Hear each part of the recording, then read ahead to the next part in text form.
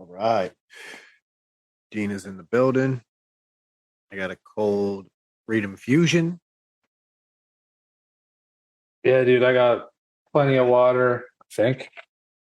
Yeah, I'm pretty sure. Oh, man. Got plenty of dankage. All right. Well, shall we kick this thing into gear? Yeah, dude, I'm good. All right. Well, friends, family, Shedheads, this is the Shedtime Podcast.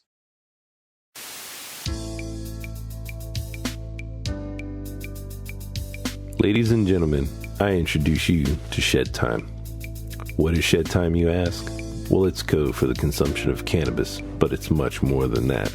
Shedtime's a state of mind. It's art, it's music, it's cryptocurrency, technology, it's food, it's vaping. It can be whatever you want it to be, as long as you're not letting the bastards get you down, not being a dick, and making it fun. When you're in the shed, it's whatever your mind allows you to create. So now let's get to the Shedtime Podcast. And welcome back, ladies and gentlemen, to another episode of the Shedtime Podcast. And this being episode 50 of season 5. Crazy, dude. 5 years of the podcast down. This is going to be our last episode of the season. We're going to take a little time to get organized for season 6 for y'all so that we can kick off January with a bang. So stay tuned. We're not going anywhere. It's going to take a couple weeks and get some things fine-tuned, make things even better for y'all. I've been running some tests in the background. Patreons, y'all might have already seen some of that. Trying to work out some even better quality video and things like that. So, big things are coming as always. I'm always trying to evolve and bring new stuff. We got an exciting episode coming up in the future that we get to do another tasting on. So not going to give away too much right now, but I'm going to tell you right now, we're excited. So that's awesome. And in the vein of tasting things, a few weeks back now, we talked about the new Little Debbie holiday releases all dropping. I've had an opportunity to taste a couple.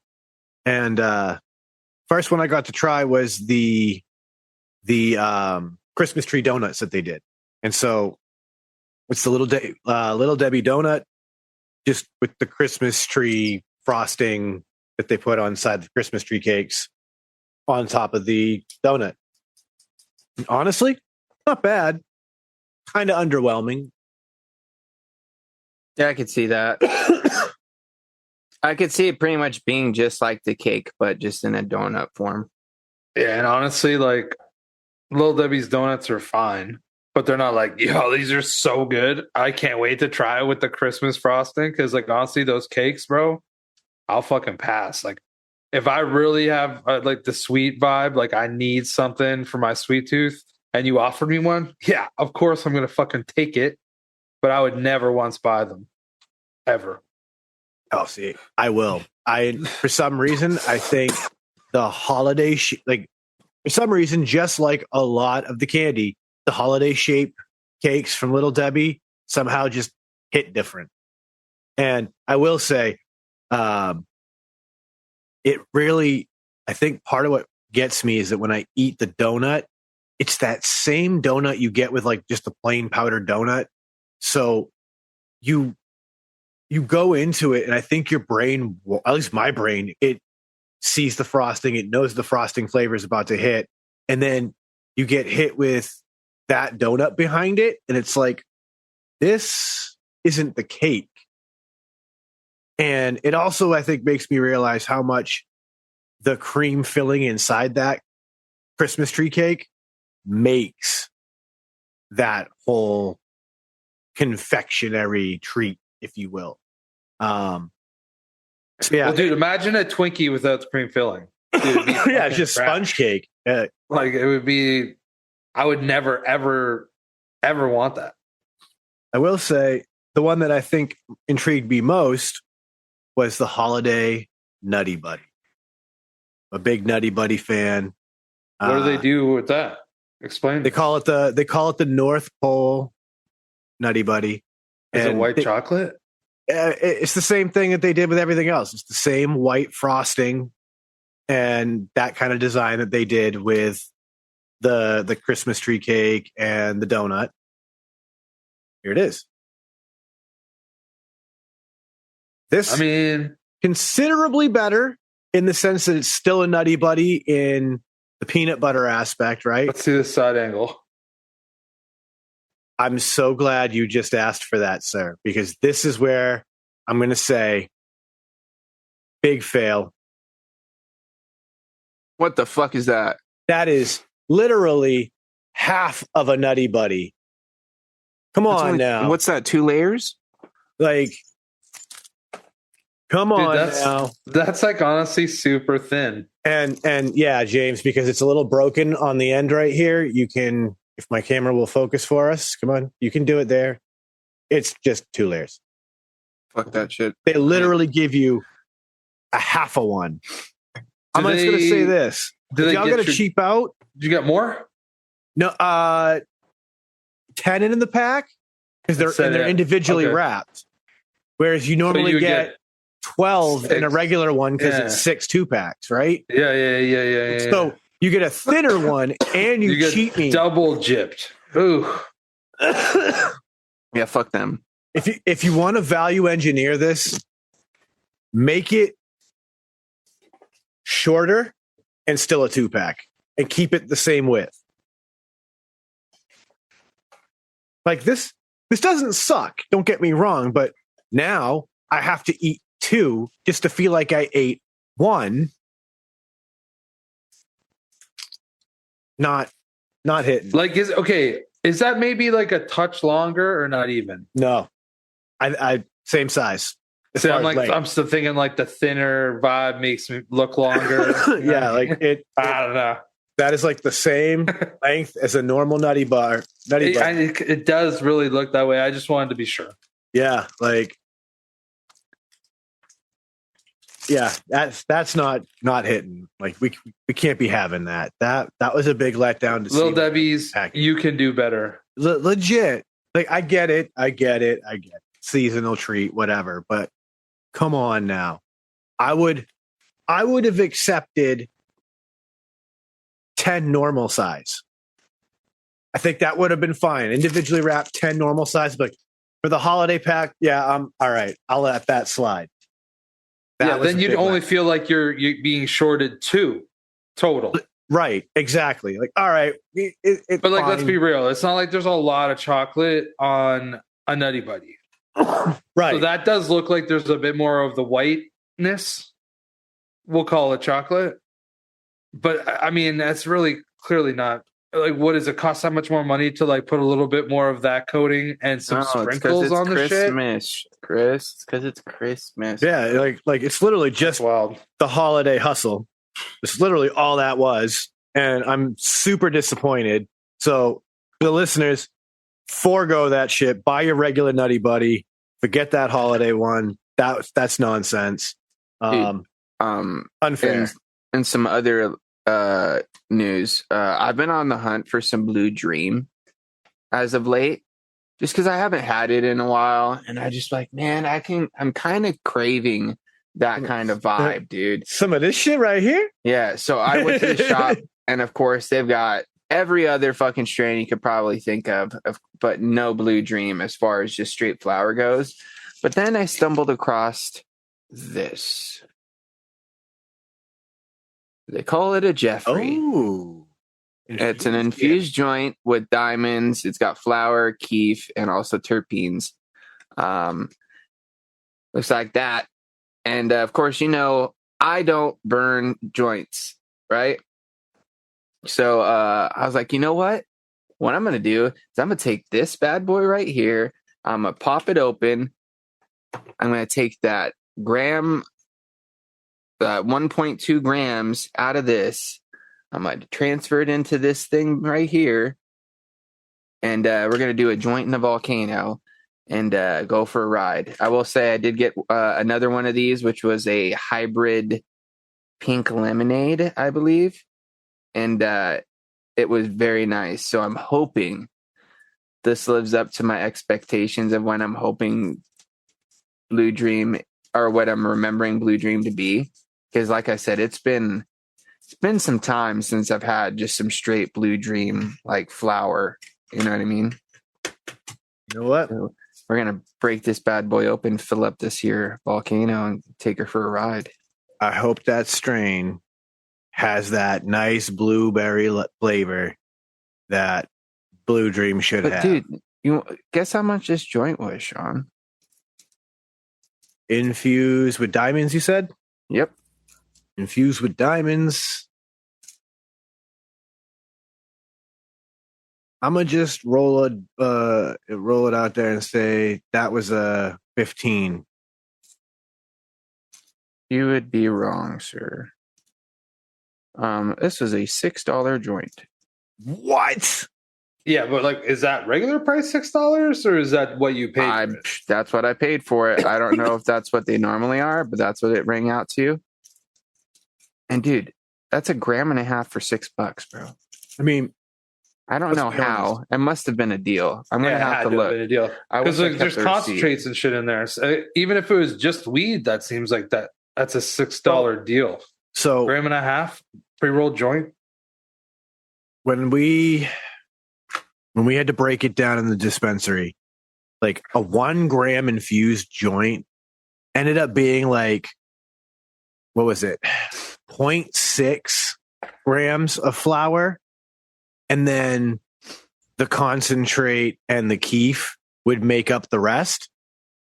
Perfectly filled volcano with that joint, by the way. Perfect. And so my thinking is these are probably not their A, B buds. These are probably some C buds that they're using, which is why they're boosting it with the concentrates and the terpenes and all that. And so they're probably using stuff that they otherwise couldn't have sold without turning it into pre-rolls of some kind anyway. So realistically, like the $6 mark, if they're using like the bottom grade materials to just boost it into something really quality. I wish I kept the receipt now so I could double check, but I'm pretty sure. Yeah, like it could be possible. I mean, especially with the California market, like a product like that in mass is probably between $15 and $20, $25 depending on the brand. This joint is testing at 46%. Dang. Like, let me look up. It's going to be a nice volcano. We're going for a ride, boys. And it's going to be a straight sativa high, too. So we'll see how this goes. Hey, how about it? Someone's going to be freaking out later tonight. Dude, it honestly, it happens for me within 10 minutes. Like within 10 minutes, I'll be like, already my brain's just going like. I'll tell you this, Chris. I bet you after the first bag going into the second one, I'll start to be like, okay, here it is. And then just ride it out, bro. Yeah, absolutely. I mean, I would do my best to ride it out, but I just wouldn't put myself in that scenario. Yeah, I'm hoping. Well, this is the thing about Blue Dream too, and this is why I picked Blue Dream specifically. Is it's one of those sativas that never got me too over the top. Yeah, it's a 64. Blue Dream's a 60-40 hybrid. The blueberry is a nice strong indica, which is one of its parents, and like that's the thing. Like you get a good Blue Dream like that, where the blueberry is that like strong dominant parent in the strain, and that's my favorite Blue Dream. Like we used to say back in the day, like the Blue Dream we were getting back then it's what like blue drink would taste like, kind of blue. Like it was delicious. And like the Blue Dream I can get right now in dispensaries in Massachusetts is not that cut. This cut that's running around Massachusetts dispensaries right now is a more floral cut. And so the effects are still the same, but you don't get nearly as much of that blueberry flavor that to me is the Blue Dream flavor. But I just looked up some of the price points right now in Massachusetts at my local dispensary for infused joints. And the lowest I'm seeing right now is a $12 1 gram infused. Maybe it was 16 and I heard 6. Because that would make more sense. That would seem more reasonable to me. Yeah. Like, but if it was on sale, it was on sale. Yeah. Let's be honest though, this is a week ago, bro. Who knows what the fucking guy said? I just said, "Ooh, what's that? How much?" Okay, cool. It didn't really matter what he told me because I was probably going to take it anyway because it's the only Blue Dream they had in the shop. Yeah, as long as he wasn't saying it's like $30. Yeah, as long as it wasn't 6D. You know, I know it wasn't that. Funny you bring that number up because for 60 in Massachusetts, What is it? A pack though?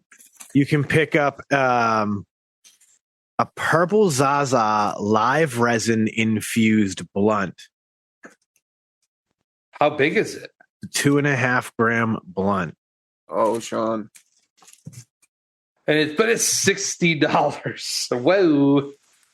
Yeah, 2 grams premium flour, 0.25 grams ultra refined concentrate, 0.25 gram high micron sifted keef trichomes in a hemp wrap with a borosilicate glass filter tip, hand rolled and packaged.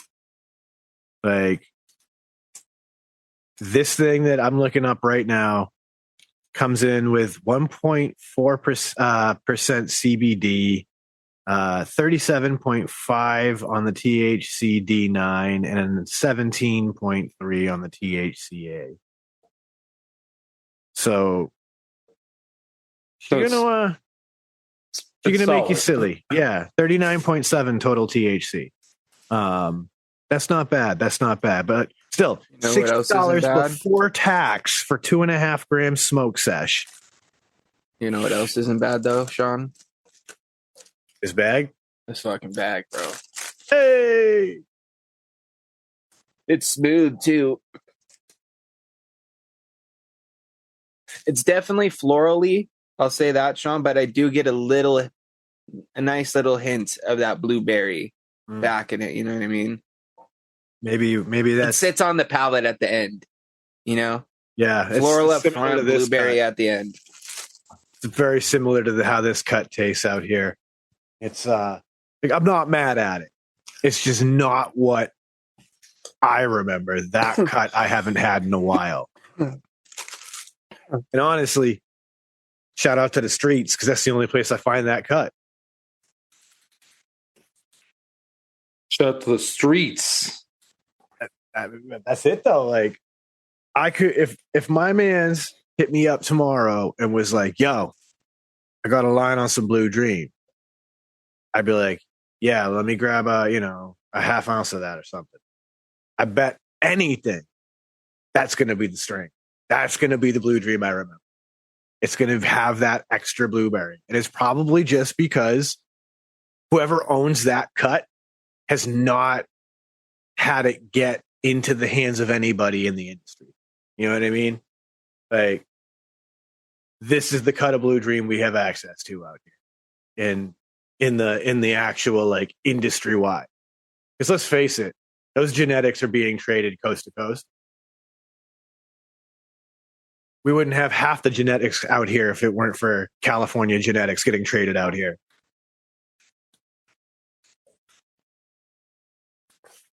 Well, thankfully, though, we've got some beautiful genetics to see from it. And then you got those like underground dudes like, oh my God, mass medical strains. Yeah. I mean, we had him on. Great time. A lot of knowledge, a lot of information. This dude wound up releasing some of his genetics to one dispensary in the whole state. So they are the only people with his genetics in the industry right now. But it's cool as shit because when you taste those genetics, it's like, what is this? Because, you know, as we talked about with him, like he's been scouring for some of the rarest, craziest, most unique profiles and experiences from his strain so that he can crossbreed them that like Ocean Breeze in Massachusetts, if you're ever able to get your hands on their product, some of their strains are those strains, and they're wild. Like you'll get a whole different experience than your traditional flowers that you've just used to seeing. Speaking of flower, I gotta load this back up. Yeah, dude, I'm filling up another bag. Get it in ya, bud. Oh, so I know this. Everybody's gonna be listening to this after the fact, but you know, as you get older, you know what I mean. This is just something that's been coming up. Like my mom's big on Christmas, right?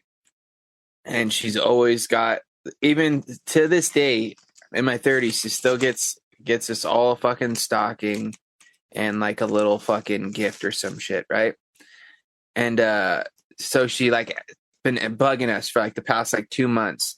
Give me a list of some like snacks and things you like, and maybe something around, you know, like $40-$50. Just something, you know, just give me a list. That way I can get you something and I don't buy a bunch of shit that ends up just getting thrown away because either you don't need it or you don't like it or whatever.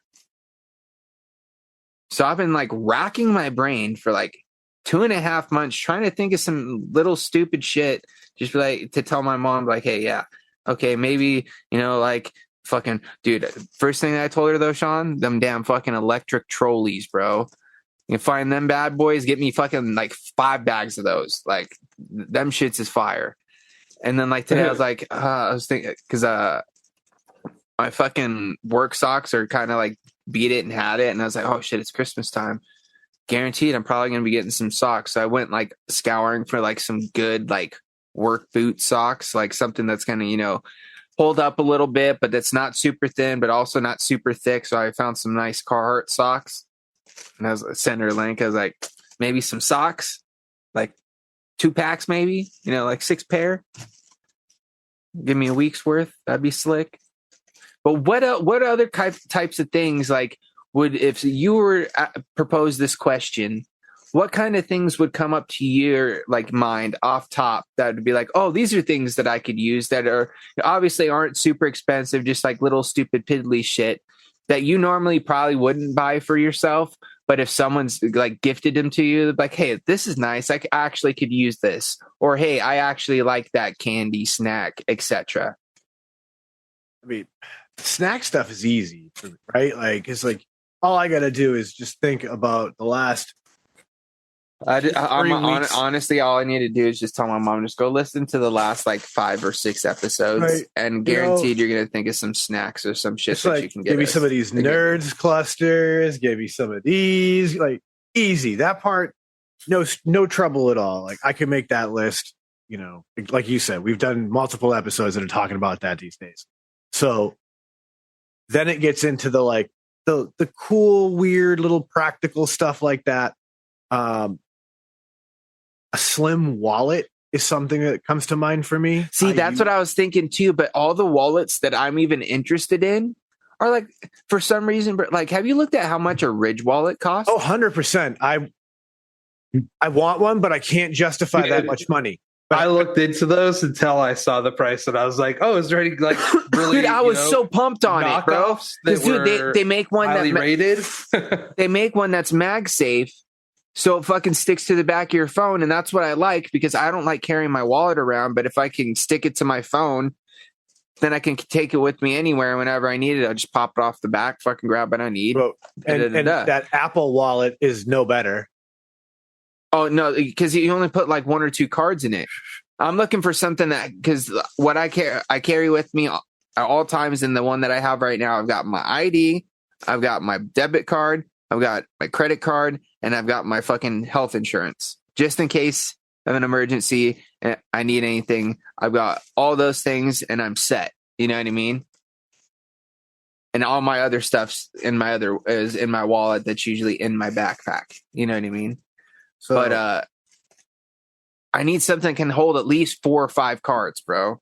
And I want it to be able to stick to the back of my phone. Yeah. Because otherwise I will leave it. That sticking to the back of your phone thing is always going to be your challenge. But Well, I found a bunch of them, bro, but they're all fucking like at least $100. well, that's what I mean. Like to keep it in those like lower price points, like Like I that's forget gonna buy the always be your wallet, I challenge. don't have any fucking money to put in it. But like, all right, just on that vein, here's one from a company, King's Loot. This is not sponsored or anything. I literally just Googled it. Currently on sale for $39. MagSafe wallet. You know, like they're out there. Like it won't be a But the thing Ridge. is most of those, like, see, I bet that only holds like 2 cards. Let's see. That's the problem. Let's hit the review stand. Because I found Look at gangs that. of MagSafe wallets, but they only hold like 2 cards. And I need one that can hold at least 4. So actually, you know what you really probably need? Let me see if this is how you would. Because they even make the cases with the fucking thing on them, but then it makes your phone crazy thick. Yeah, dude. And then I can't fucking put my phone in my little stand in my car. Dude, Yeah. I'm used to my phone being pretty small. And like if I get one of those big ass Yeah, like now, cases, dude, I have like a super small case on my phone now. It's just bumped out a little bit on the ridges. So if it falls flat, it's not going to fucking crack the screen or the back or whatever. You know what I mean? But other than that, Yeah. like I don't have like a super big bulky case on it. dude, like that's mine. Like, It's dude, yours even looks too thick just this way for me. Just like, you know what I mean? mine, really, dude, my phone's probably way smaller than yours. Oh yeah, I know. I'm just saying, just by the looks of it, though. Oh yeah. But like when you see it, it's like really quite thin. Oh yeah. But I think it's Dude, also that's because like I'm the so old used to school, the but- flat edges of mine. What phone do you have, Chris? This is the iPhone 8 SE or something. Oh, okay, I don't know. yeah, It's I've like got, 3 like, years the- old. I've got the 13, so mine's like super flat on all sides.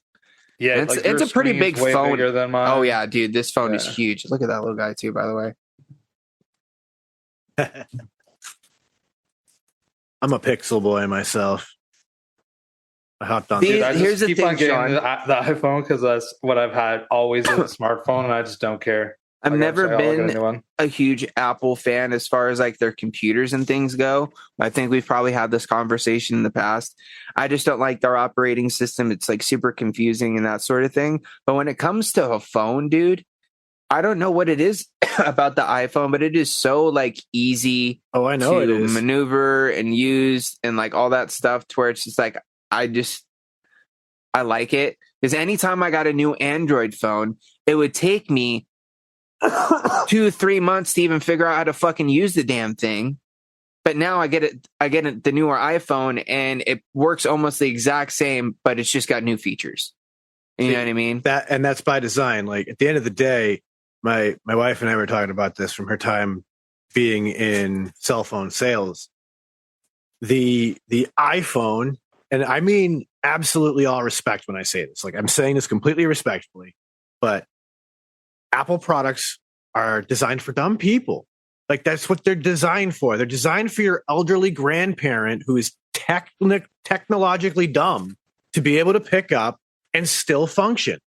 Like that's how it's designed. It's so easy. A child can do it. And that was completely their Well, idea. I am a child, John, so I need a know? phone that I can use. All Like, right. That's their whole thinking is like they want a product that anybody can just pick up and easily navigate. And they 100% succeeded. Like the thing that drives me crazy with the whole Apple phone world is having to adapt the rest of your stuff to that if you want to start to integrate. You know what I mean? So that's why I always stayed in that Android platform, because I was able to have, like, I don't have to have Google earbuds and I get the perfect. Oh yeah, I don't use Compatibility. fucking Apple headphones. Yeah, I bro. don't use Fuck Apple Apple ones either. headphones. But here's the I thing. think I've at got this some- point, the I've got some differences awesome are like Raycon ones that work fucking banging, dude. No, but I think that the differences are that there's like certain things you can do with an Android phone you can't do with an iPhone. Oh just yeah, you because- can literally change the whole fucking way your phone works just by downloading different applications and shit like that. Like you can, the customability of an Android is far beyond what you could do with an iPhone, because literally what you're getting with an Android is literally a pocket computer. Because it's the same with an Android. Well, no, that's running. That's what I meant to say. With an Android computers, bro. Yeah. But what I'm saying is like it's the same thing when it comes to Mac and PC. Is like you can run way more programs and types of things and applications on an Android than you can on Apple, because Apple, you're locked into one specific operating system, to where with Android you can download different things from different operating systems and they'll still work through their Android thing, depending on, you know, how you have things set up. And I don't know all the details, but like you're able to do the same thing that you're able to do with like a PC, to where it's like there's certain programs that are going to run 10,000 times better on a PC than they're ever going to run on a Mac. But then there's also ones that are designed specifically for Mac because of whatever Mac's, you know, like when it comes to like photo and video editing, that sort of thing. Well, but that's also what you get when it, you know, the vice versa from Android to iPhone is, you know, is that what you really need? For me, I just need the phone to be able to text people, call people, check my fucking Instagram, watch a video, and that's pretty much all I do on my phone. But then there's other people that literally pretty much do everything from their phone, as far as like it is their computer, you know, or whatever. Not only that, there's people that are super into fucking video games, and the games that you can play on a fucking Android device compared to a fucking Apple device, completely fucking different, bro. That is a big point. Yeah, because you can literally download emulators onto a fucking Android and play Game Boy games on your phone. You can't do it unless it's in this Apple store. Yeah, the Apple software sphere. They have it so locked down. So limited on gaming. It's funny that we're talking about this because honestly, this is the first time I thought I never thought I'd be saying these things, but I'm genuinely considering buying the new Mac Mini.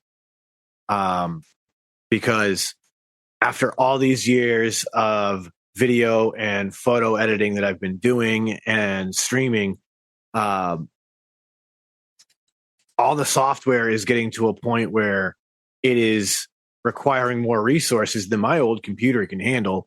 And this is the crazy thing. This new Mac Mini that just dropped is $599 MSRP.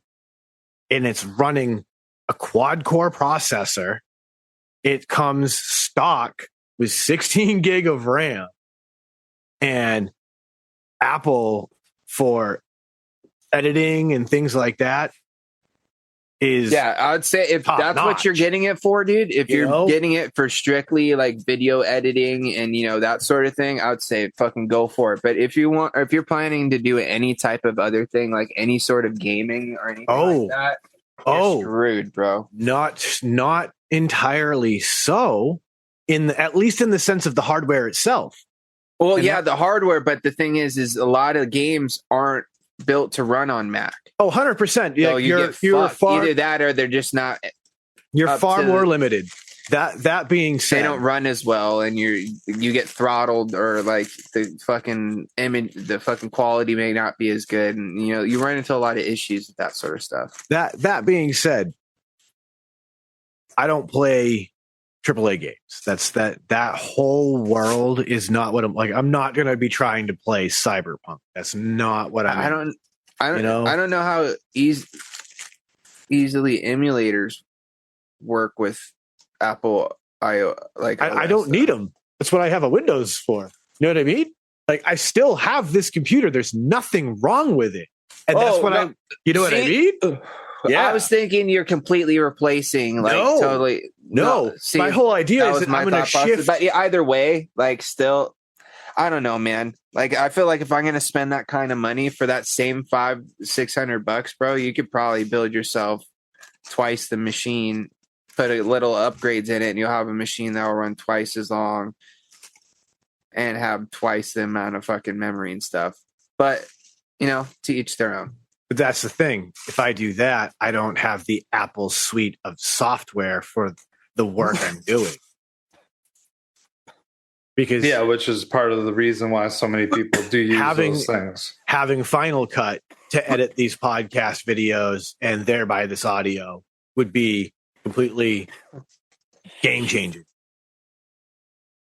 The rendering time on that system versus a Windows system, night and day. I would get much better performance in those different areas because of the way that those softwares are optimized by Apple. So like these are the decisions I'm genuinely giving thought to, because it's like for $600, that is a game changer, because no Mac in probably history of Apple has had an opening MSRP that low.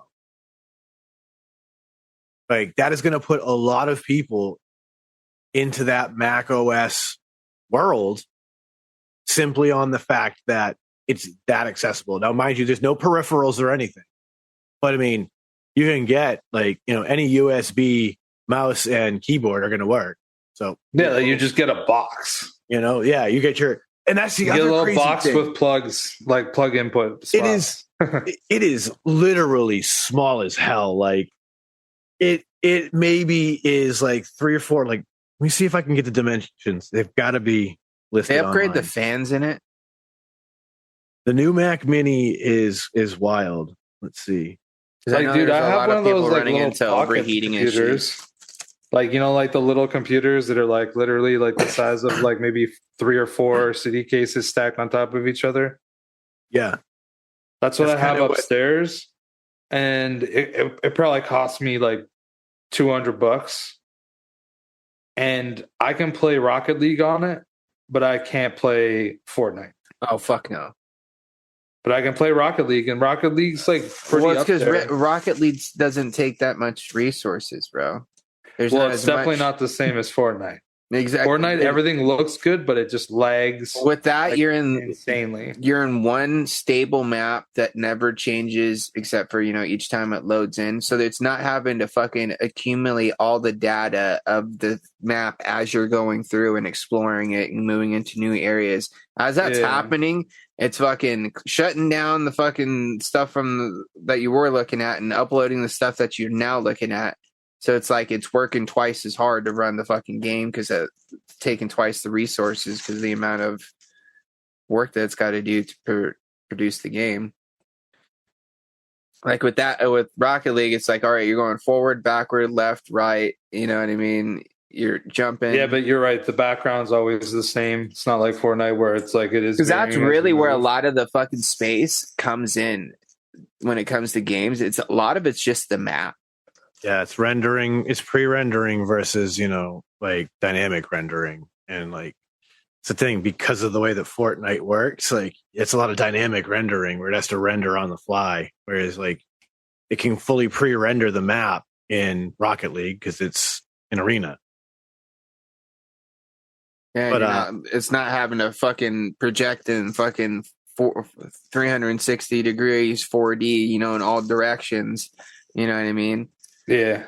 Compared to like the 2D games where it's literally just side panel, as you moved, it just slowly moved with you. You know what I mean? There was one that was like this pretty much the same thing, but it was like kind of like the X version. You know what I mean? Like how like shit'll just be like an X or S or whatever. And I think that I could have played Fortnite on it because it doubled the RAM. That's not what it's the graphics card you got to worry about. Yeah. Oh, okay. Well, it was an extra. I'll say it was like an extra $100, and like I could almost play Fortnite. It was close. Like flying in was like, oh, okay, but the minute that you got CPU down there, that's gonna really matter to running a game. Like honestly, my stuff, bro, I think I'm really due for an upgrade. The Mac Mini, just respects because I was actually wrong. It's a 10-core CPU, 10-core GPU, 16-core neutral engine, 16 gigabyte unified memory, 256 gigs solid state storage. 260 what? 256 gig solid state storage. So you have to get like a separate hard drive. I don't know about you, but 256 gig is more than enough to run an operating system. And No, but like think No, about like every storage. recording, right? Like you'd have to be moving it off of your computer. I like, the already do. recordings. It's just a general practice. Like, Not for me, and bro. I think that like we were just saying that like if you had like 2 terabytes, then you have a lot more. but this is the thing, right? Like, if I do that, this is where like you do the smart math. I can buy a 2 terabyte external for under $100, right? Still be a solid state. To get that installed in this computer costs way more money because again, we're trying to keep it all compact in a small shell. So you go with that, and then you just buy your $80 2 terabyte, and you're good. Which Dude, like, they're I actually literally not have a even 5. that anymore. I don't think. I have a 5 terabyte that I didn't even pay that much for. 5 terabyte solid state. Yeah, dude. Honestly, Crazy. I would have like multiple and like one you keep in like a Pelican case. Cause no joke, dude, I had one and it had like so much like stuff that I needed, and I dropped it, and it just wiped it. Just fucking wiped the whole hard drive. Cause I dropped it from like maybe like chest height. But And you it know, just- it stays here at the desk at the computer. Yeah, no, I'm I'm But in telling you all what happened seriousness- to me, bro, and I was fucking devastated. In all seriousness, let's not take ourselves that serious. Like, In all all I'm seriousness, storing let's is not the be backup of serious. these shows. You know what I mean? These are. Fair enough. Oh, that yes, okay. But you might use it for other stuff, like But that's the stuff that would end up just probably staying on the computer anyway. And then like I'd use my cloud backup stuff, like, my Google Drives, things like that. gotcha. Like my video stuff, I always back up on externals and then clear off my hard drives. Because like once I'm done doing the editing and I've created the final product, there's no need for me to keep all of that on the hard drive anymore. But at the same time, I may want to go back and use it later for something. Like maybe I need to take a clip out of something. Like I shot a music video for an artist, and I gave their editing team all the footage that I got while the other guys gave them their footage. They did everything they did. I still have all of the skate footage we shot from that. Like I'm still going to hang on to it. If I ever need to go back and grab it, I can. Like I want to start doing something cool with a piece of music and play with that footage. Bam, I've got it. That's all. You know what I mean? But like, I'm not backing up anything too crazy. It's been something I've been doing since I started making video. Like if I go back into one of my old hard drives that's kicking around, I probably have some of the footage from the original videos that I've shot for like, some of the first artists I ever worked with doing music videos and stuff, which is crazy to think about that. Like some of these videos aren't even out on YouTube anymore. And I've got all the raw footage and the final product on these hard drives. Like I went looking for some of these music videos just to like show somebody some references of things I've done in the past compared to what I know about now. I'm like, oh man, that video's gone. Like, all right, much for that. Like it happens. Artists change. They decide they need to do different things, and boom. Speaking of artists, I do want to talk a minute about Kendrick Lamar and GNX, because I think it was just last week James mentioned that I needed to take some time and listen to that record. And I did. And Whew. I mean, I got to say, I put it in the chat, and I'm going to say it here on the show. Like that record is a masterpiece of hip hop. And I felt that way by the third track I had heard. And I'm going to say by the third track I had heard, because it turns out for some reason, I pulled it up on YouTube while I was doing something else. So the playlist I was listening to was not in the correct order. But so like, I heard some bangers and was like, okay, And so then I pulled the record up on Spotify and started listening to it like in the correct order. And I was like, God damn. Right now, my immediate opinion of listening to it and thinking about it, because I'm gonna be honest, I've literally been listening to it and psychoanalyzing it a lot. I feel like this album is his ode to the West Coast hip hop scene. Dude, there's so many things that if you listen to it and you know what's up and you catch what he's saying, like he's making references to so much fucking like shit, like fucking viral videos from back in the day, just like things that happened in certain areas, or things people said at a certain time, or you know what I mean. It's weird because you don't really think about it when he's saying it, and then you hear it the second time and you actually hear what he said and you're like, oh shit. And then you put the fucking 2 and 2 together. Like there's this one thing where he goes like boom, bop, boo, bow, or like and he starts making some noises.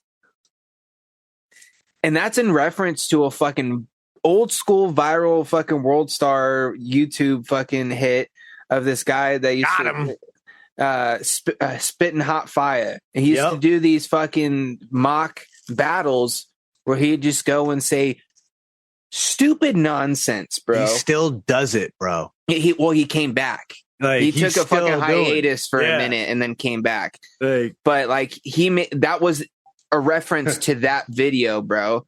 But most people are like, what is he fucking? He's just saying fucking bing bang. Well, what the fuck? This is stupid. But they don't fucking get the fucking reference to the fucking shit. But the fucking real people that know are like, oh my God, dude, I haven't thought about that in fucking years. But as soon as he fucking said it and I fucking like it fucking hit my head, I was like, oh shit, that's from that fucking video. And if I'm not mistaken, that's the same track that, like, if you listen to it compared to the rest of the album, it's him kind of taking the shot at these like, he's like, how do I want to, I kind of want to call him like an industry plant rapper, like that new wave of rapper that just like, they're not about the culture. You know what I mean? Like, exactly, because he makes so many references about the culture in that song. The whole song itself, he's like, you can hear it. He's trying to like mock it and be like, look, I can do your style, make fun of you, and do it better than you. And it's wild. Like straight up, we mentioned in last week's episode, Resurrection, how that's got that like heavy Tupac vibe. You're not kidding. But was it Man in the Forest or something like that? That, to me, that screamed Tupac as well. Because like when you listen to that track, that was staring through my rear view. Like I felt those vibes coming off it hard. Man at the Garden. There we go. I was like, holy shit, this really feels like he was listening to Staring in my rear view and was like, I want my own version. You know what I mean? Like I want to pay homage, because like you can hear a lot of the same instrumentation and vibe there. And the delivery is very, very similar. Like you could feel that he's heavily like referencing that. Same with Resurrection, how you can hear Death Around the Corner. Like in that beat, you can totally hear that they were listening to Death Around the Corner and were like, this is the vibe. This is what we're trying to go for. And you feel it. It invokes that. And the features he has on there too are just like some West Coast people that like I've kind of heard about, but like haven't really listened to too much, but like encompass the vibe of the song that he was doing. Cause like you could tell like there's certain songs that he's really like reflecting certain areas of California. You know what I mean? From, like I said, from LA to the Bay, to where it's like they kind of have like this. It's a crazy fucking. It's cool, man. I dug it a lot, dude. I think it was Heart Part 6. Yeah, like I hear the like heavy influence of like Scarface in that. Like this record's wild. Like from The SZA features too, bro. I don't care what anybody says. Yo, that girl Luther and fucking sang. First of all, you put SZA on a track with Kendrick, and then you decide I'm gonna sample Luther Vandross through it too, right? Like that's a pretty good song, dude. The fact that Kendrick can even do a smooth R&B and just be like, I'm still better, like that. Well, he's done it before, bro. It's people forget. That record is wild. I kind of feel like that's kind of what the whole fucking like beef thing was about too. Is like, you know what, man? Tired of people fucking talking shit. I'm about to show you. Came out, fucking showed everybody that hey, you gotta forget like what I can do. Let me show you one time. Fucking blew the roof off of shit. And then he's like, all right, now that you guys are listening, here's some real shit that you need to listen to compared to this bullshit that's coming out. And then just drop some fucking... Because, dude, what I understand, too, is that this isn't the album that he was supposed to fucking drop. This is just kind of one out of the blue. Like supposedly there's supposed to be another one coming. I'm glad you say that, too, because I have this theory that... Because obviously, like, there's that one track that is clearly... It's the same beat. It's another version. Squabble up. Yeah. No. It's literally the same beat as Not Like Us, like to the T, all the way. And it fucking. Yeah. I have a theory about it. It's that one because I just listened to it the other day and I thought the same thing the first time I heard it. It's like, oh, this sounds. It's because the beat's not exactly the same. No. It's Are you talking about the one where he yells mustard at the beginning, super loud for a minute? No. Because, dude, I love that TV shit, off. bro. The song TV off. Like, that is almost exactly the same beat. And yeah, that is the one that he comes in yelling mustard, I think. I have a theory that this originally was on the Not Like Us beat. And when the whole beef happened, he was like, wait. Make me a remix of that beat because that beat's fire. And I'm going to drop a whole diss track. Wrote the diss track and was like, diss track's too dope. I need to put the diss track on the original beat. Well, dude, you know the whole story about how that whole fucking thing happened? Mustard didn't even know he fucking did that song on that beat. Because apparently what Mustard's been doing for fucking years is he's just been sending him beat packs, bro. Like every day or every other day, he'll just send him like 4 or 5 beats. And just send them to him. And then all of a sudden one day Mustard said his boy just came in and said, hey, bro, that you on that new shit, that new drop or whatever. Why didn't you tell me? Or he said, why didn't you tell me Kendrick was going to drop? He's like, what do you mean? I didn't know. He's like, what do you mean you didn't know? And then he heard it and he heard the mustard on the beat thing at the beginning. He's like, or when he actually says mustard, bro, like it blew his mind. He's like, what the fuck? He had no idea. I heard a whole interview he did with Mustard did with Big Boy. I now that you're saying it, I heard a clip where he talks about hearing it for the first time, but I didn't hear any of that lead up part. So that's fucking cool as shit. So he had no idea, how bro. It kind of happened. He's like, yeah, man. He's like, I just been sending him shit, and he's like, hopefully one day he'd fucking do some shit with it. Yeah, but like, it's funny because like even the flow, like he's got a very like almost the exact same rhythm on the jam, and it's like that. It's just a theory, but I have a like from a hip hop perspective, as somebody who's written tracks and like taking something that I wrote on one beat, put it on another because I was like, wait a minute, this is gonna hit harder on this beat, shit like that. I kind of just feel like that might be what happened. It was like, no. These bars are too hot. They gotta go on the good beat. Use the remixed version as the one we're gonna put on GNX. Like, you know what I mean? But like, if this is what he did as a like, all right, fuck y'all. The one he's spending even more time on. That's what I'm saying. Because I feel like he's got a lot more to say. Not just that, but like, and he's going back to his roots with this one. It's like, dude, if you listen to old Kendrick shit, this is that old, like early Kendrick when he was just in there fucking rapping his fucking ass off and just telling you some real shit. But now he's like really fucking repping Cali hard. I think that whole thing with Drake too is like he really like lit a fire in the West Coast, and he's like really trying to take the fucking torch and run with it, and That's just it, like man. showing people like, hey man, us out here in the West, we ain't fucking around. We're out here to fucking play. Like, And I gotta say right now, he seems to be winning. like I listen to this record and I hear all the greats running through it. Like it's in him. Like you can hear the Ice Cube. With the like, new up and comers too, which is the crazy thing. You know what I mean?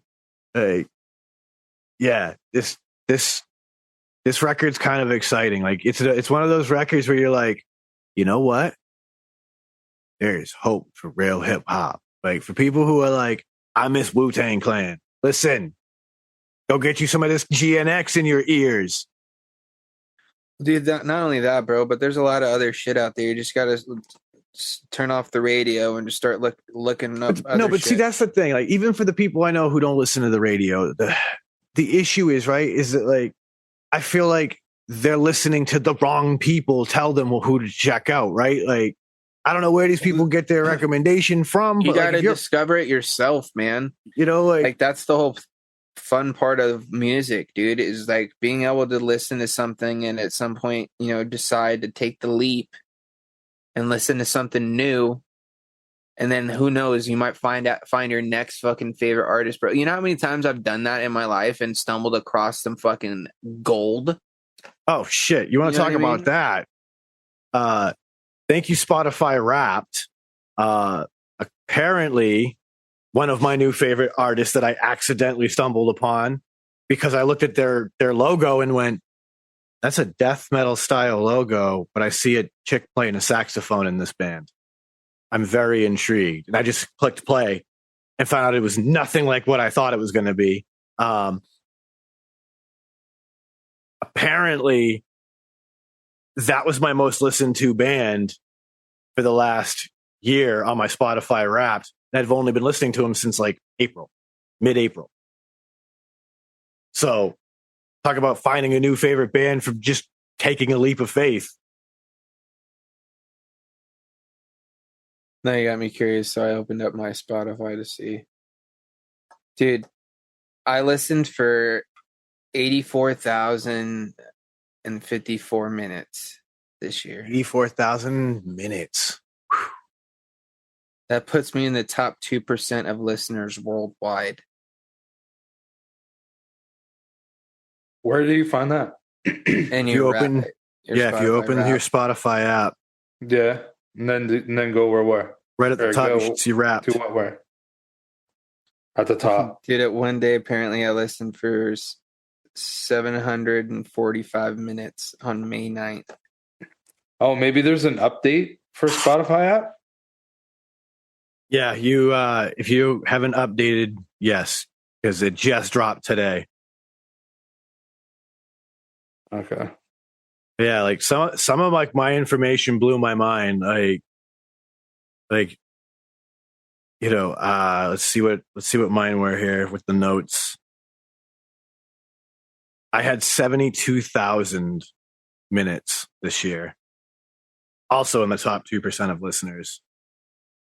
My longest day was 1,055 minutes. Like, what does that even mean? That's how much time I spent listening to Spotify that's like that single day. That's like it's like 23 and a half hours, isn't it? I don't think so. How many minutes are in a day? 24 times 60. So it's like 5,000. That seems crazy high. Sorry, I'm high. It does. It seems like I'm a lot of minutes honestly pretty day. fucking high. So trying to figure it out. Like it's 24 times 60, whatever that is. Dude, I listened to a lot of the same shit over and over again, apparently. I ended up playing 2,291 songs in the past year.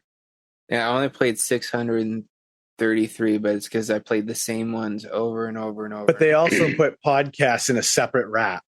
Oh yeah, so your podcast one might be really rap is gonna be nutty, bro. Like there's one song. I spent 7,500 Right, 75,157 minutes listening to podcasts this year. So, dude, so it was 80 something with music and then 75 with podcasts. 75,000 minutes. Dude, I literally put it on when I walk in. Your top podcast topic was comedy, of course, even though a lot of the podcasts I listened to weren't necessarily comedy podcasts. Of course, Rogan number 1, Are You Garbage number 2, We Might Be Drunk number 3, Fly on the Wall was number 4. What was the last one? Shit. Damn, I gotta listen to this thing, watch this thing all over again. I'm just looking at mine now. I did have to update it. Now I can see it. I don't know where you guys are finding. I don't know where you guys are finding those numbers, unless like it's going to be in this thing. It is. It You is. have to sit there You and gotta watch watch the it. little story and watch it. It'll give you all the I breakdown. want to hear the soundtrack, so I'm going to mute up for a sec. Yo, the soundtrack for me was dope because like it's literally like 2 of my favorite bands for the last 6 to 8 months. Apparently, I was like, hell yeah. Oh, so it was Fly on the Wall, and then Your Mom's House was the last. I apparently didn't listen to like any podcasts on Spotify this year. I've watched a lot of them on YouTube, I guess, this year. So I don't seem to have like an actual like my Spotify podcast. How many minutes did you guys watch or listen? I was like 72,000. Mine was a lot. It was like music was 85, I think. And then podcast was 75. Somewhere around there. Oh, okay. Mine hasn't broken it down. It just told me that it was, I think it said 95.7 hours. Or wait. Dude, I love how it gives 970 or something. I don't know. Fuck. I love how it gives you what phase you're in depending on the month as far as your genre. So apparently shit in was January, my genre was mall, goth, rockish, punk phase. Me too. I did that, but mine was in September, apparently. Green Day, Sum 41, and The Offspring. Mine was because I've been listening to so much of that band Driveways and Bill Murray. September, things change. It was my surf crush tribute reggae rock season. Because I was listening to a lot of reggae shit in September. Yeah, it October says is I've gonna be a listened lot to of hip-hop. 7,725 songs this year. I have a feeling. Oh, Wild West slow dance. Oh, that's when I switched over to my country phase in October. Never mind. I listened to 358 artists. Post Malone was my top artist of the year.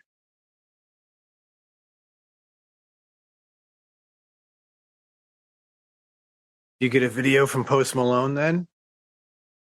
I have no idea. Spent It's like- 400 and... Congratulations. No, dude, it was all on his country album.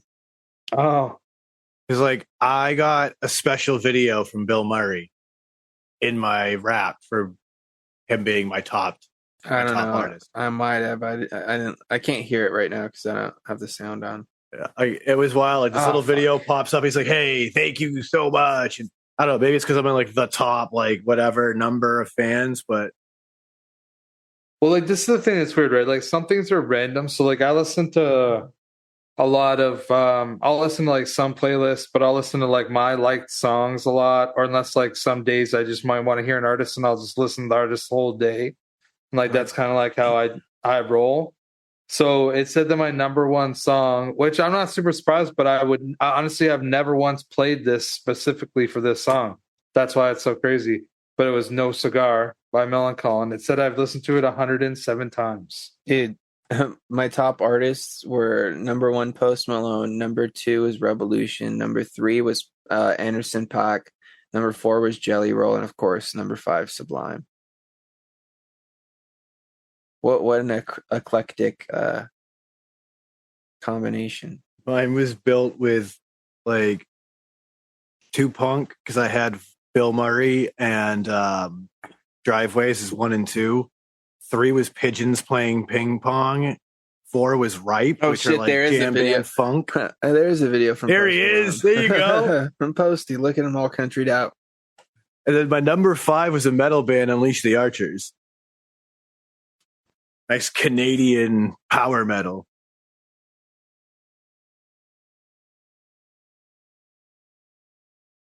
Make you think you're the only one getting that video too, I bet. Like they're like, oh, they're never gonna know he's recording this for everybody, and everybody's getting sent the same appreciation video.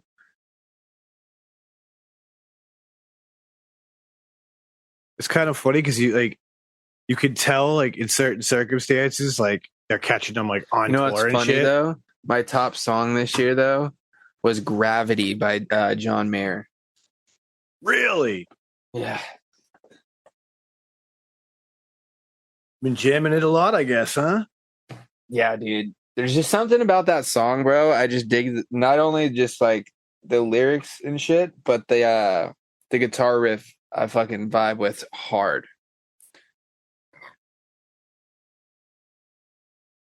Pup. Dude, that black on red is hard. Pup was your top artist of the year. Who's Pup? Never heard of Pup. They're like, I guess, a Toronto band.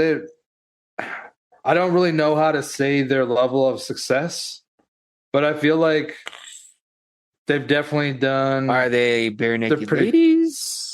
No, dude, that's massive as fuck. It's the only Definitely Canadian not. band other than Rush So I could think definitely of, and not. I know Rush is huge. So are they like? What about They bare naked ladies now? No, I feel like they're still bigger. No, I think that they probably have. They might be close to 500,000 monthly listeners.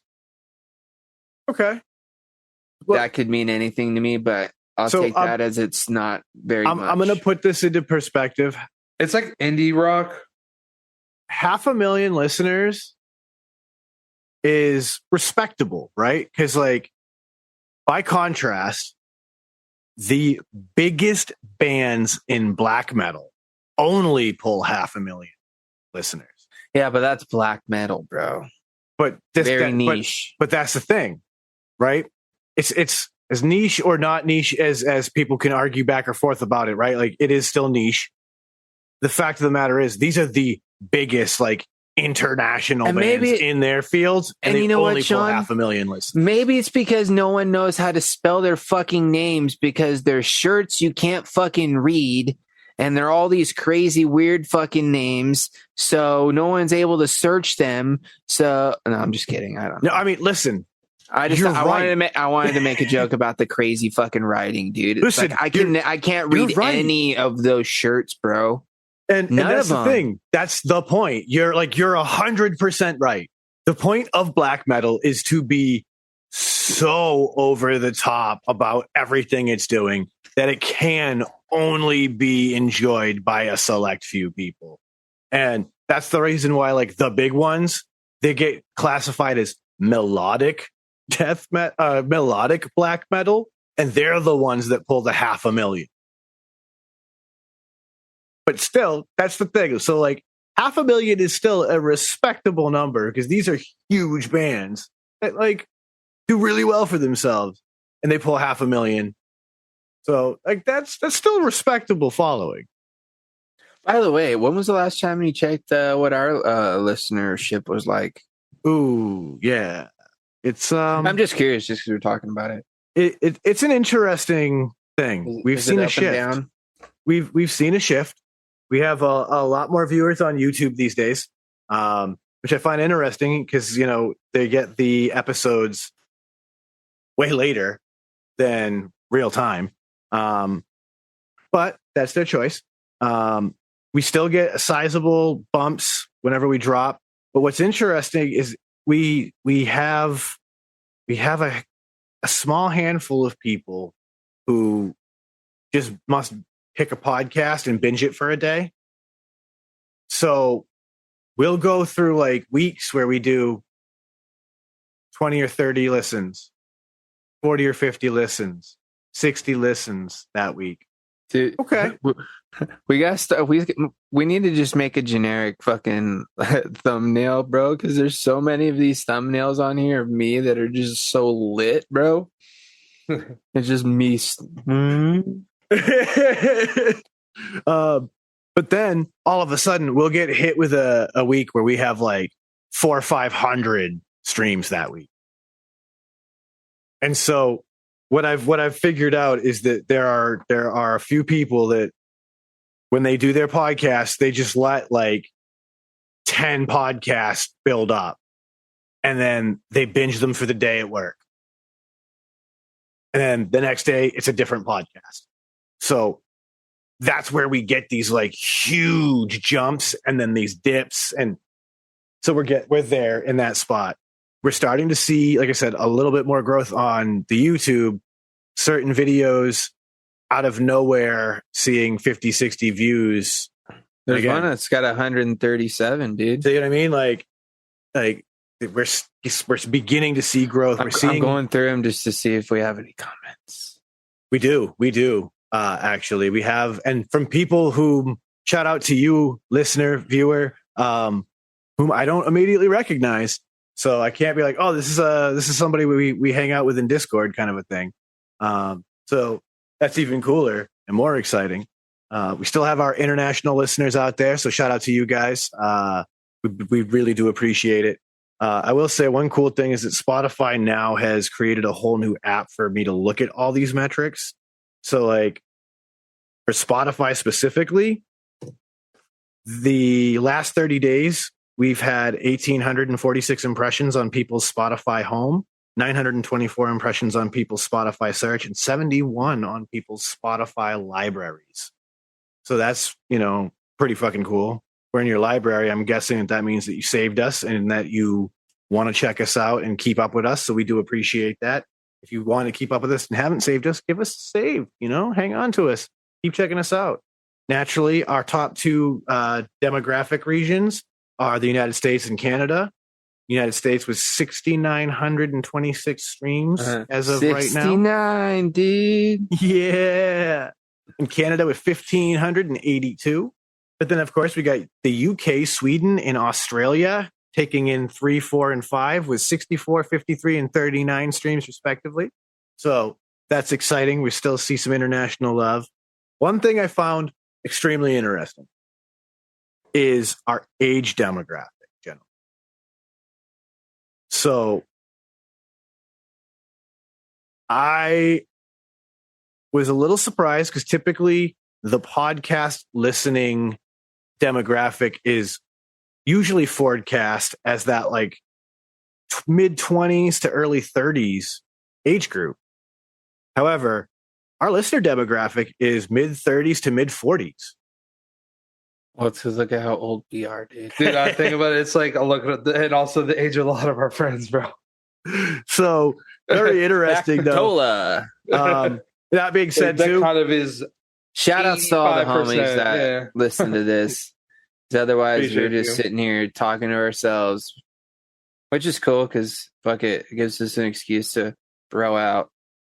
the cool thing though is that like the idea of knowing what your demographic is, right? Like we have a large middle-aged male demographic. We still have listeners in other demographics from 18 all the way through 60 plus.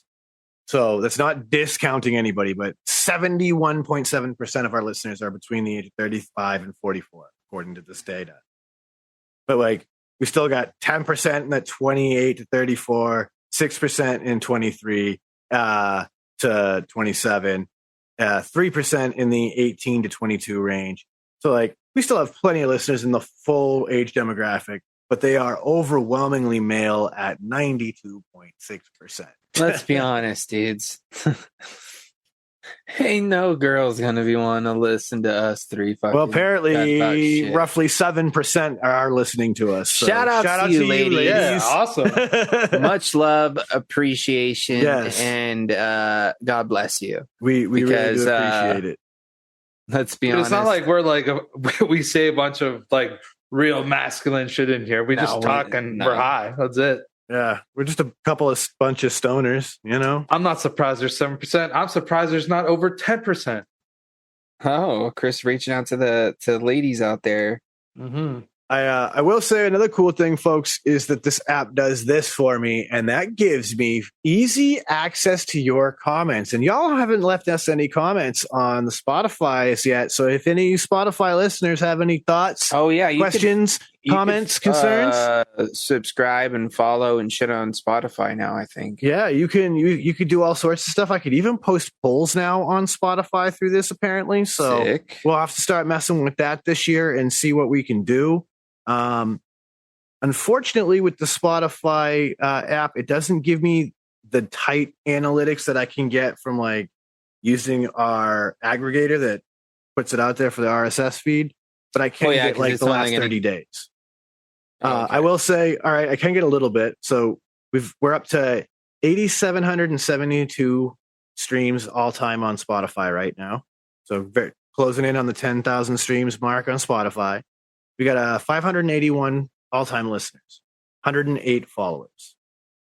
So 108 followers on Spotify. We truly love and appreciate you, Shedheads. That's amazing. It really does. That's more than the homies we hang out with in the Discord all the time. You know what I'm saying? So I do appreciate all you. That is very true. You know what I mean? It literally cannot just be our immediate friends. Right. Like, so I do appreciate it. And speaking of our immediate friends listening, shout out to Ashton Palmer, our brother. He did reach out to me because he was listening not too long ago, and we got talking a little bit about the e-bikes because he was peeping that episode. And that was a good little convo. He agrees there's some wild shit in the e-bike market right now. And it's a hell of a time to get into it if that's something that you're interested in. We've talked about that before. I'm sure we'll Make talk sure about it more. you got a big fat wallet.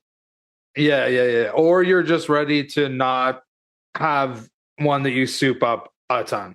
Yeah. You might be able to just get the stock version and still be ready to drop a bag. Yeah. I mean, you know, sometimes you just got to eat ramen for the next 8 months so that you can afford the cool thing. You know? Dude, that's the one thing, man. You don't like ramen? I don't know if... Whoa, here's the thing. Did you know up until recently that you were not supposed to microwave cup of noodles? Yeah.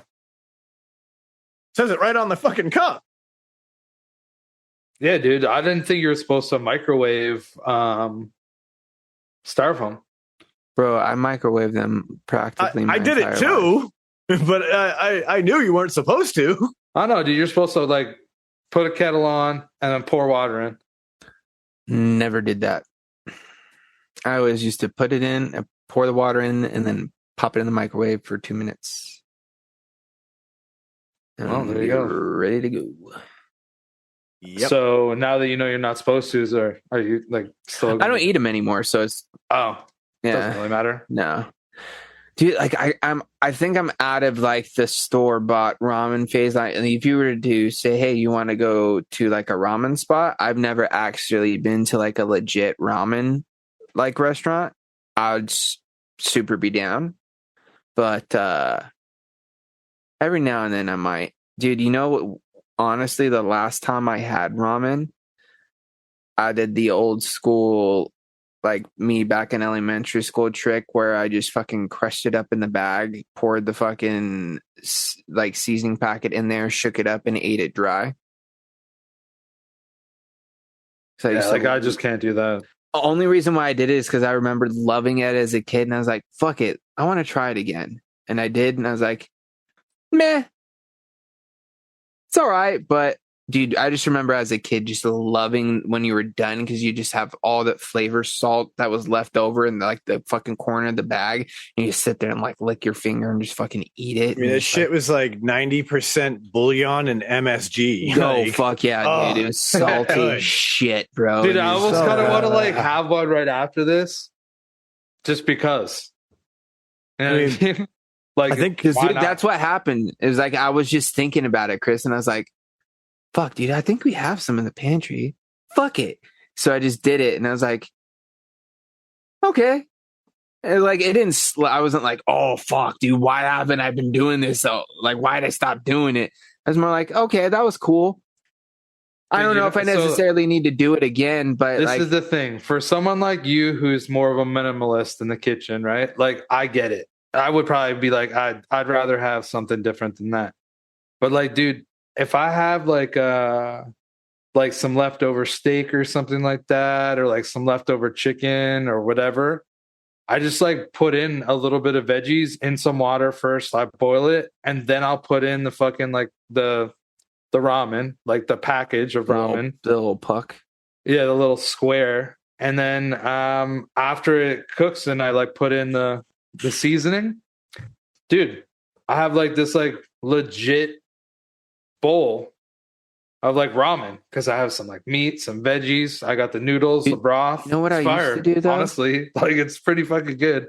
Is I would get the chicken, back when I used to eat it, either the chicken cup of noodle or the chicken ramen, and I'd fucking throw hot Cheetos in that shit, dude. Hot Cheetos. Okay. Because it'd make it like a spicy ramen, but also added a little bit of crunch. You know what I mean? Yeah, but it gets soggy pretty quick. Well, yeah. And then at that point, it was just spicy and had just like a little texture difference. But dude, I used to love that.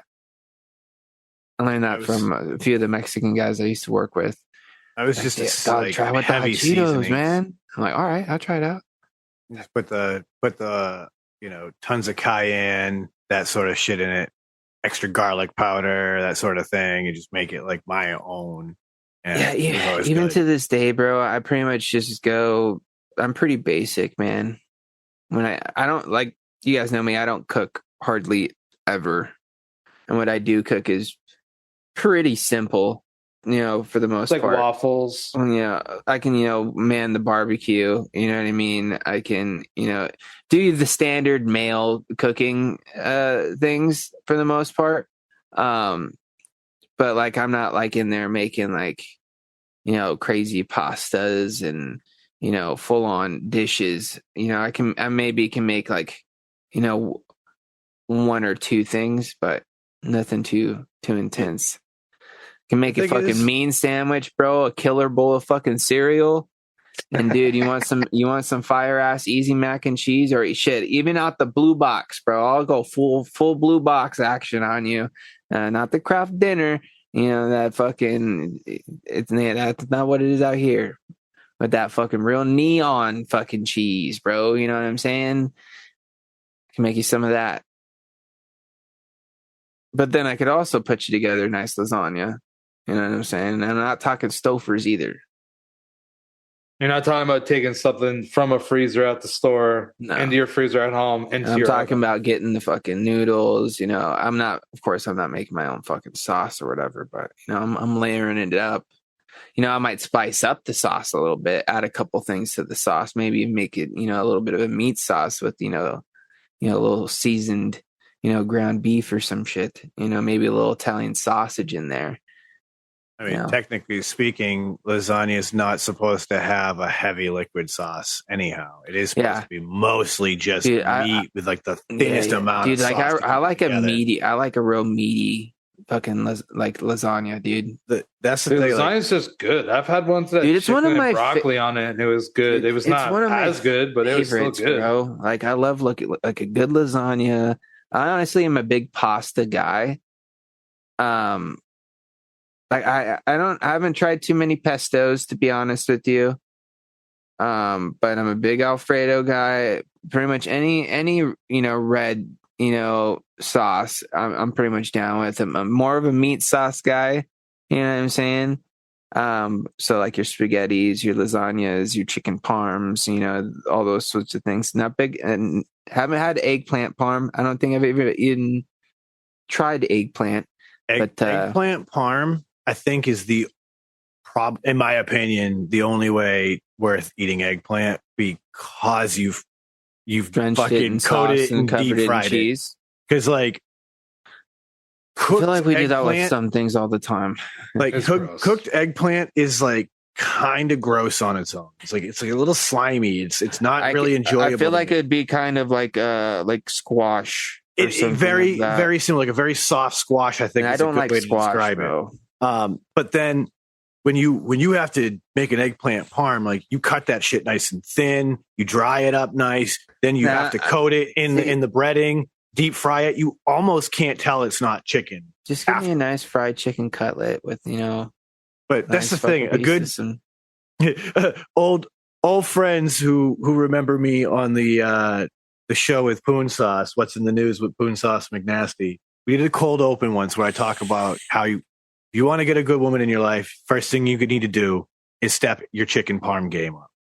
And one of the most important things that people overlook about a chicken parm, and I will stand by this, is a lot of people don't take beating the fucking shit out of that chicken seriously enough. Like, not paper thin. You got to beat that meat, as some would say. Like, I remember in that rant, I was like, pin it up against a wall and start punching it like it owes you rent money. Like, you want that to be like a good quarter-inch thick. Like, it needs to be a nice, thin, wide cutlet, because that way it fries fast, cooks all the way through, stays juicy. And then when you coat that in some good mozzarella, because you can't buy that like bullshit, you got to get some good mozzarella on it. Fresh, whole milk, none of that skim milk nonsense. Get the whole milk, don't cheap out. Kind. And then you put a nice pull. You want a nice pull when you get that cut, and you go and fucking, you get your piece of chicken and you give it a nice little twirl in your fucking pasta. And you honestly, pro tip, mozzarella and provolone. Do both. You know what else is a pro tip is you do your swirl and then you grab your piece of chicken, because then that piece of chicken keeps the pasta from sliding off the fork. Fact. And then when it comes to topping it, give it that nice little bit of red sauce, and then you hit it with the Parmesan cheese, and not that green bottle shit. Pay up at least the $5. Parmigiano Reggiano. Like, if you're going to cheap out, the mainland, the Mother Island, or Motherland, if you're going to cheap out, you can buy the American Parmesan that's shaved. Sicily's the island, yes. But you could buy the bucket of pre-shaved. If you're going to cheap out, it's going to be American Parmesan. It's not going to be as good. True Parmigiano Reggiano is only made in a specific part of Italy, Parma, and it has to be stamped and treated a specific way to be Parmigiano Reggiano. So that is the funk. That is the true Parmesan. So that is the one you ideally want, and grate it yourself. Like, honestly, big difference. They put getting like agents. Kraft Parmesan cheese does not count. No, that's a sin, man. Like, come on, Chris, that's a sin. The green Dude, bottle I don't have Kraft, that. That's name brand. I don't buy that. That's expensive shit, bro. Dude. Like the restaurant, the grocery store brand. Why do I have? Okay, this is ridiculous. I'm not going to name these all off just because it's. So apparently, step your chicken parm game up, Chris. My game's good enough elsewhere. We're good. I don't mean that in that way either. I mean cooking. I was gonna say, it sounds like your biscuit game is pretty fire lately. So dude, I just reached into my fucking thing just to grab some cannabis to try, and I reach in there, dude, and I grab. I'm like, and these are all different, dude. So I'm sitting here and I'm like, fuck, now I'm at that dilemma situation where it's like, okay, what do I go with? Number 3 stack on the left. I have no idea what it is. The 6th one you see. Dude, I really kind of want to just try this one just because it's the only one in a white jar. All right, do it. It's called Space Milk. Yep, you got my vote. See what these. Honestly, it could be any strand. I've been like, "Yep, you got my vote." Ooh, yeah. I want you to feel good about your decision. Yeah, I just want to end the suffering. Look at this little juicy morsel. Focus hand. Focus. Now, zoom in. Oh. Now focus again. Look at. There we go. That tastes. Oh, it's pretty good to me. I'm not mad at that. Oh, you see the purples in there? Ooh. How does she smell? How is she on the nose? Oh, That's kind of a trip. I'm gonna put all the nugs back in the jar so you can get a good. Or get that concentrated whiff. Dude, it's almost. Oh, hold on. Let me zoom back out. That's kind of. I say we got a little up close and personal on that one. A little there. too intimate there. That was the view. That's the view the jar was having right now. Dude, it's sweet. It's got like a sweet smell to it. I smelled something different when I first opened it though, and I can't get it to come back.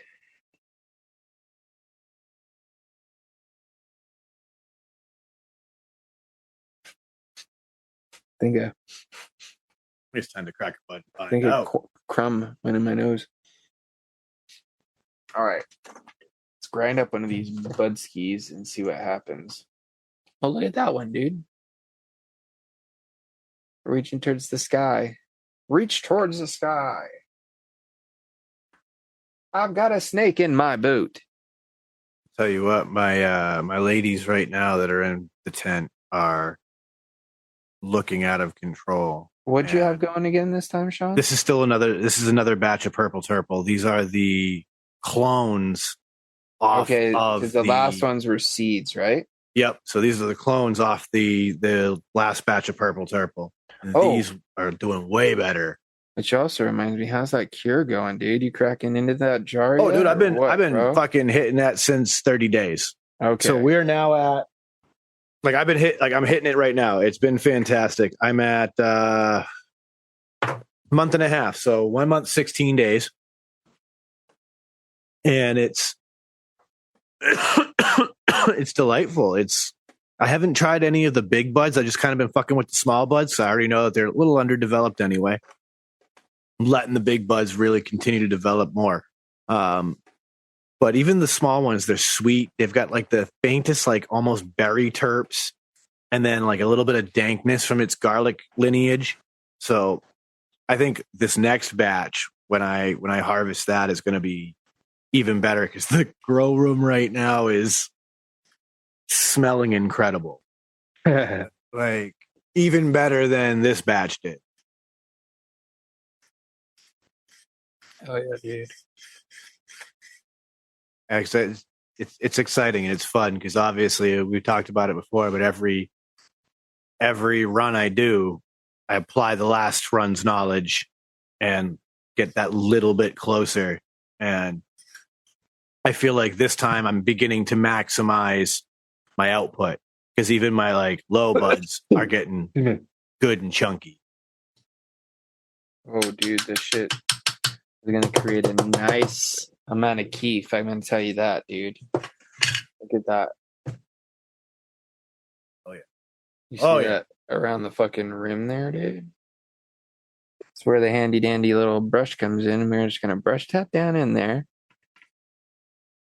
Give it a couple of those shake skis to get, the real fine stuff to go through that screen. Dude, update on this grinder too. Remember when I told you I looked up the reviews on it and one guy said that this thing literally poops keef? Yeah, that sounds sort of familiar. He wasn't lying, bro.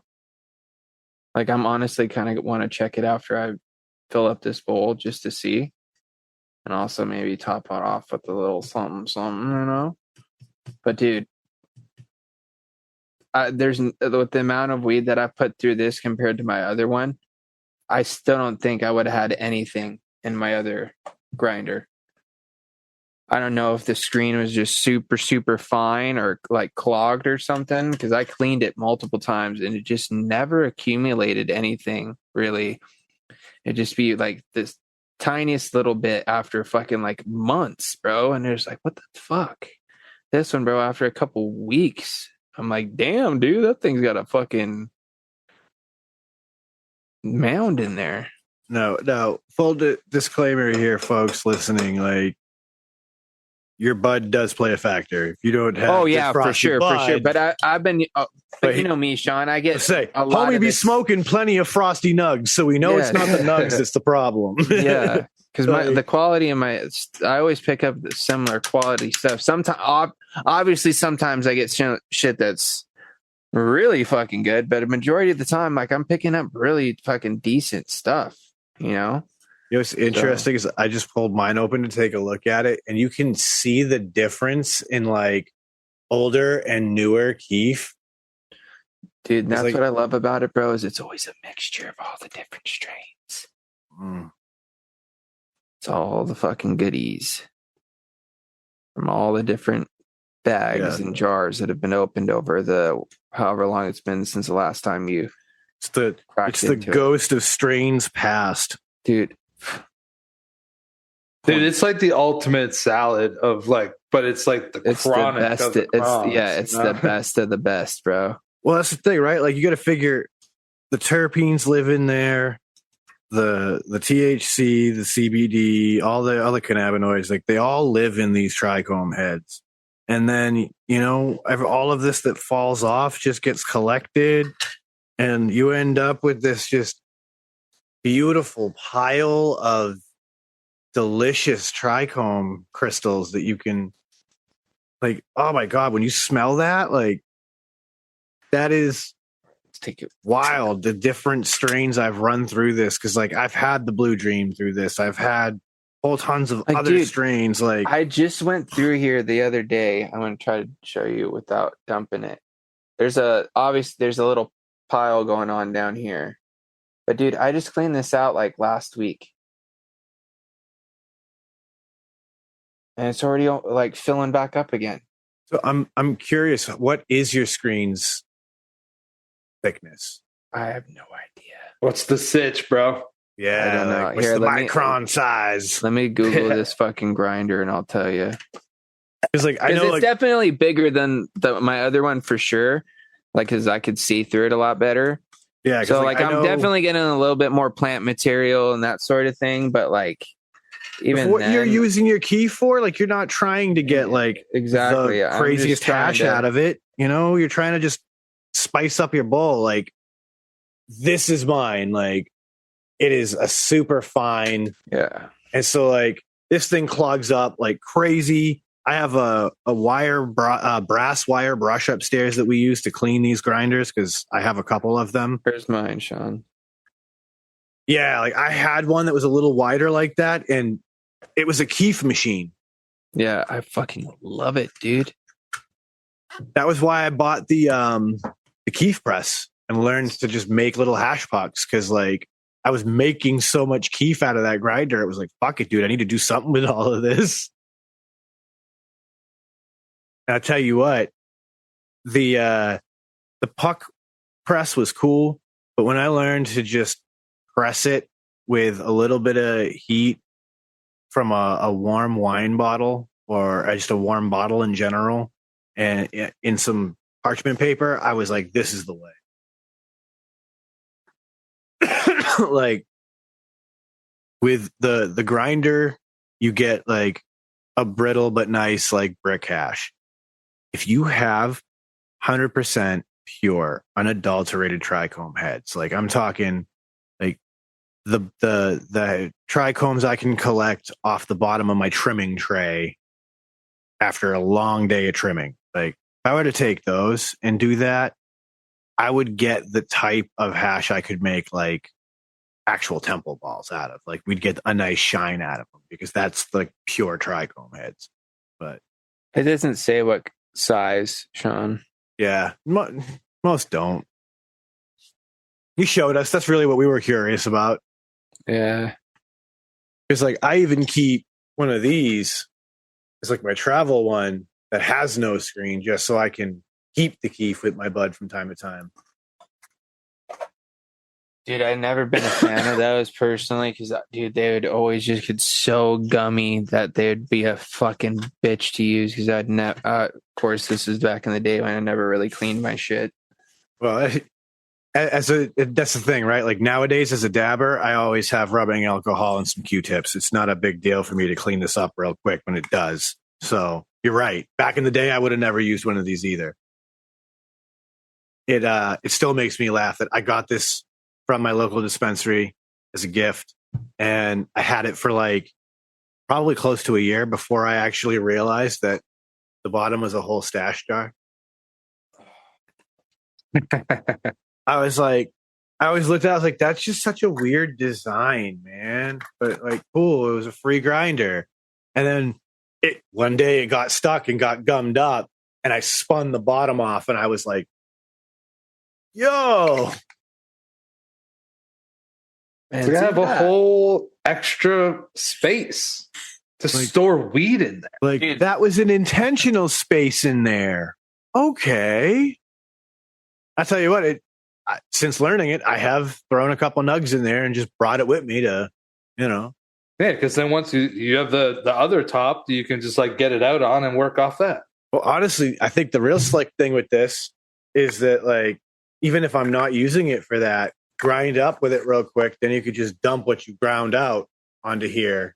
You got a little convenient place to pick up and pack your Dynavap or, your G pen, or, struggle to put it inside your airizer. I think it'd be easier for a volcano.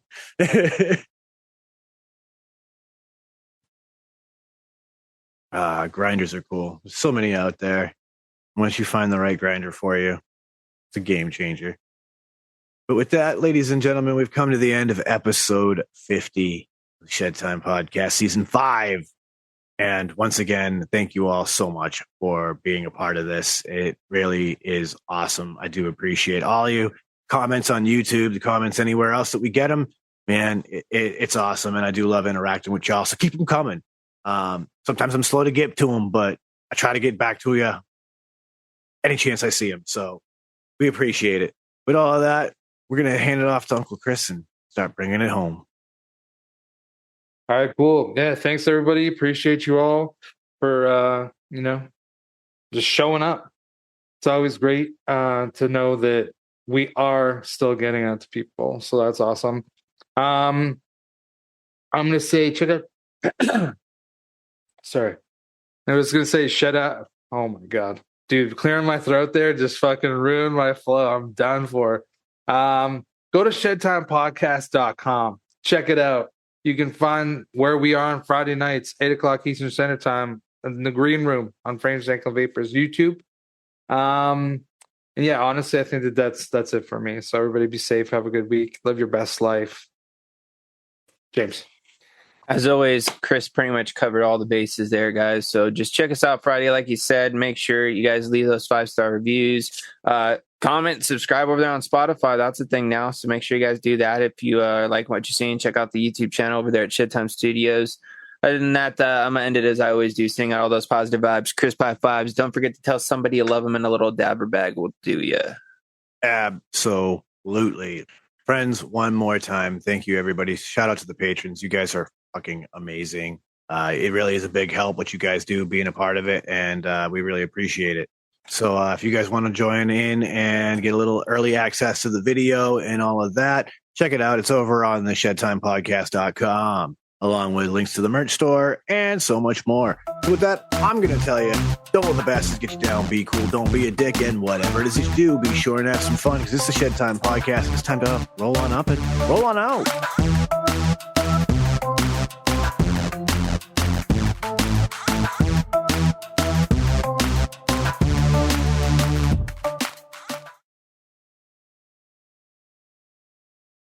Yay. 5 in the book.